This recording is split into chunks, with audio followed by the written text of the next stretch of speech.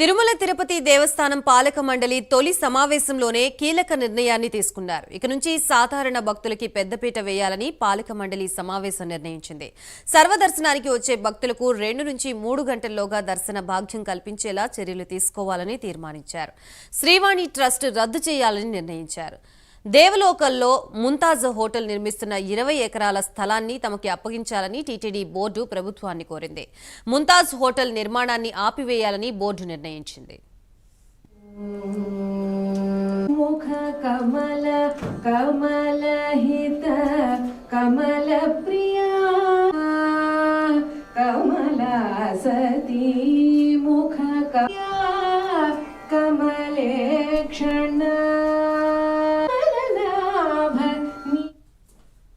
అన్యమతస్థులు ఎవరైతే టీటీడీలో పనిచేస్తున్నారో వాళ్ళకి మొట్టమొదటిసారిగా వాళ్ళని పిలిపించి వాళ్ళతో కన్సల్ట్ చేసి వాళ్ళకి విఆర్ఎస్ అయితే విఆర్ఎస్ ఇచ్చి, లేకపోతే గవర్నమెంట్తో మాట్లాడి వాళ్ళని మున్సిపాలిటీలో కానీ రెవెన్యూలో కానీ వేరే డిపార్ట్మెంట్లో ట్రాన్స్ఫర్ చేయాలని చెప్పేసి బోర్డు నిర్ణయం తీసుకుంది.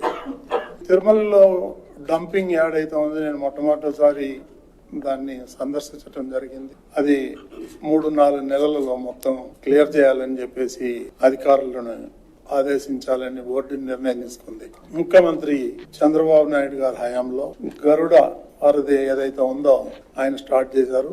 దాన్ని గత ప్రభుత్వం పేరు మార్చడం జరిగింది. కాబట్టి దాన్ని మళ్ళీ సేమ్ పేరు గరుడ వారిదిగా నియమించాలని, పేరు పెట్టాలని చెప్పేసి నిర్ణయం తీసుకున్నాం.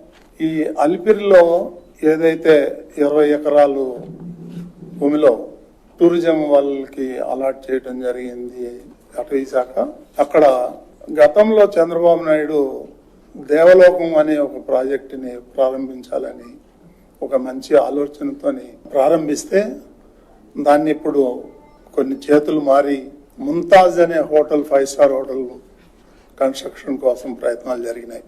అది కొండకు ఆనుకొనే ఉంది కాబట్టి అది హిందువుల యొక్క మనోభావాలు దెబ్బతింటాయి.